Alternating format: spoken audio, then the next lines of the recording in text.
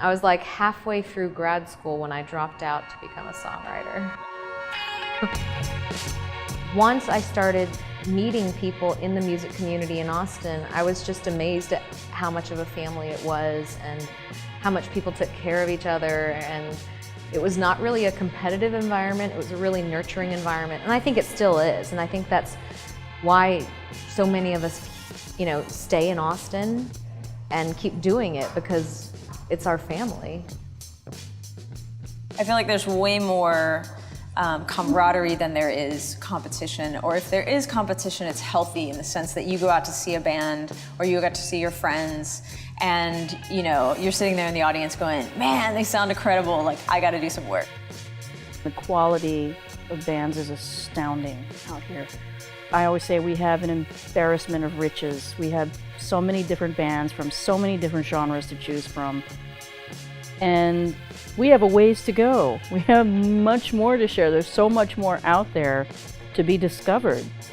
I would love for more people, I would love for the population to become a little more involved, to invest a little more, to realize, again, we have this in our own backyard, but they're not really taking advantage of that.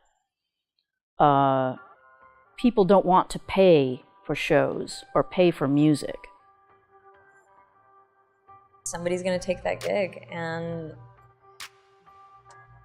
that's the kind of message I think that Austin artists, we do need to band together on some level and basically kind of as a community say, no, there is a base level something.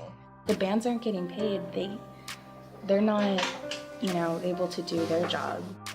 I'm failing them in my job if they're not getting paid. Sadly, I do think that many people are unaware that our musicians are struggling, that our creative class is struggling. For all the wonderful, glorious, brilliant reasons that people give for moving out here, they tend to neglect the side that says, well, you'd like to see this continue. We need a commitment from you as well.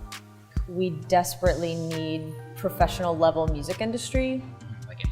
Infrastructure, because what you have is from the time that I grew up, and I think this is still something that's true, is that you have these artists that you reach a cap in Austin and you kind of decide, okay, I'm gonna be an Austin musician and that's gonna be my thing, or you are an artist that is from Austin and no longer really in Austin.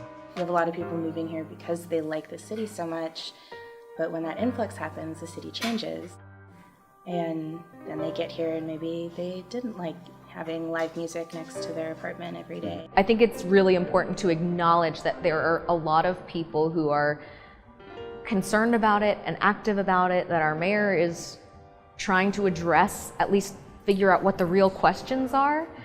And we're so lucky to have Ham and to have Sims and to have, when I talk to musicians from all over the US and in Canada too, they are just floored by the services that we have here for musicians. They can't even imagine having that luxury. There's enough entities that are coming together and people that are coming together that we will see some positive changes. Austin is a unique city. And again, there's just so much talent, so we can show it off. And people around the country, around the world, are paying attention. And oftentimes they turn to us.